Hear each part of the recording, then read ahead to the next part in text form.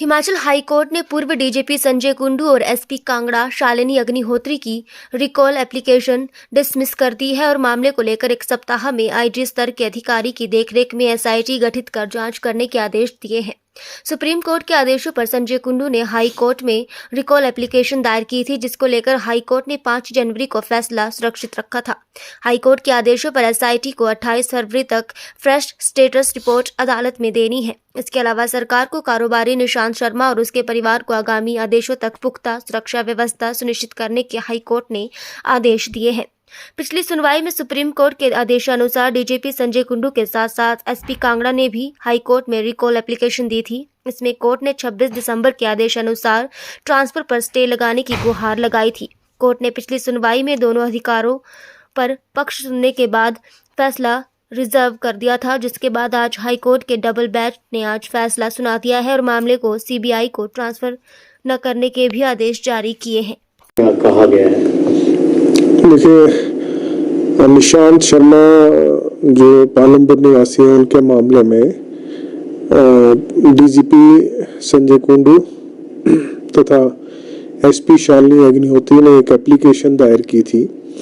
जो तथा उसमें ये रिक्वेस्ट की थी ऑनरेबल कोर्ट से कि 26/12/2023 के आदेश को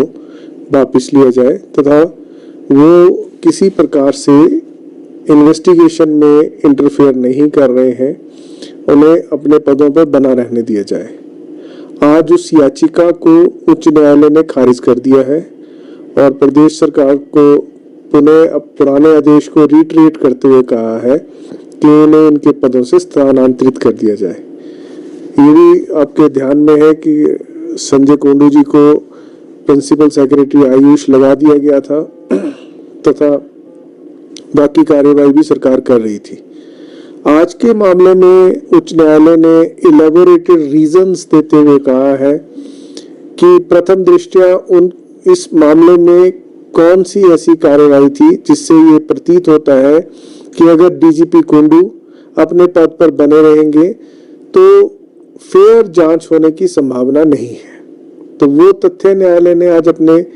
34 पेज के आदेश में रखे हैं। और एसपी शालिनी अग्निहोत्री के बारे में न्यायालय ने कहा है कि उन्हें जैसे ही कंप्लेंट मिली थी, बजाय कि उसकी प्रिलिमिनरी इंक्वायरी करते, उन्हें तुरंत एफआईआर दर्ज करके उसकी जांच अपने आप या किसी अपने सबऑर्डिनेट अधिकारी द्वारा करवाई जानी चाहिए थी। क्योंकि उन्होंने तुरंत आदेश नहीं दिए और स्वयं एक इंक्वायरी करने का फैसला किया,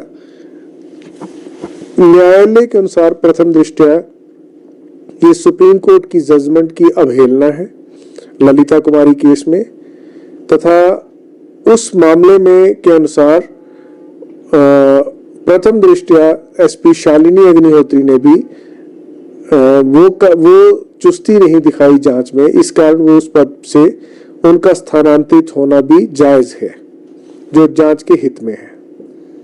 जिस तरह से माना जा रहा था कि सुप्रीम कोर्ट से उनको राहत मिली है, तो अब जिस तरह के आप बता रहे हैं तो ऐसा लगता है कि उनको यहाँ राहत नहीं मिली है। सुप्रीम कोर्ट में संजय कुंडू जी गए थे, उन्हें न्यायालय ने कहा